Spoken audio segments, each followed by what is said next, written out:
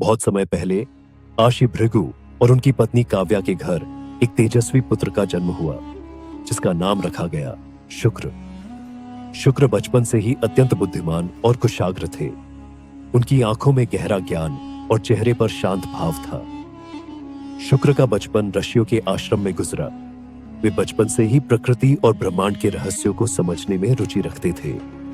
उनके माता पिता ने उन्हें वेदों और शास्त्रों की शिक्षा दी।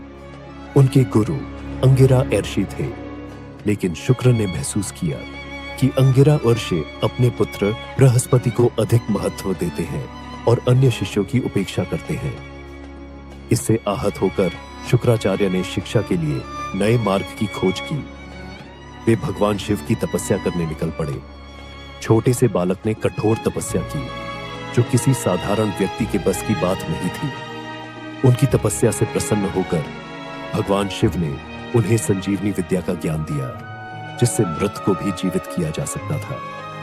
जैसे जैसे शुक्र बड़े हुए, उनका ज्ञान और भी गहरा होता गया।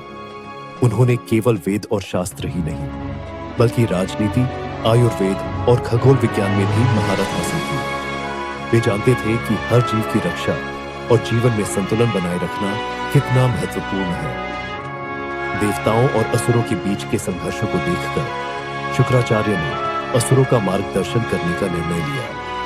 उनका मानना था कि असुर भी प्रकृति के अंग हैं और उन्हें सही दिशा में ले जाना आवश्यक है। वे असुरों के गुरु बने और उन्हें धर्म और नीति की शिक्षा दी। शुक्राचार्य ने असुरों को युद्ध और जीवन का संतुलन सिखाया। उन्होंने असुरों को बताया कि शक्ति का उपयोग केवल रक्षा के लिए होना चाहिए, न कि विनाश के लिए। उनकी दी गई संजीवनी विद्या ने असुरों को अजेय बना दिया। हालांकि शुक्राचार्य के जीवन का हर निर्णय संघर्ष से भरा था। उन्हें अपने सिद्धांतों पर टिके रहकर देवताओं और असुरों दोनों के बीच न्याय करना था। लेकिन उनके ज्ञान और तप से वे इस कार्य को पूरा करने में सफल रहे। गुरु शुक्राचार्य का जीवन हमें सिखाता है कि सच्चा ज्ञान और तप किसी भी बाधा को पार कर सकता है। उनका जीवन केवल असुरों का मार्गदर्शन करने तक सीमित नहीं था, बल्कि यह पूरे संसार को धर्म, नीति और संतुलन का पाठ पढ़ाने वाला था।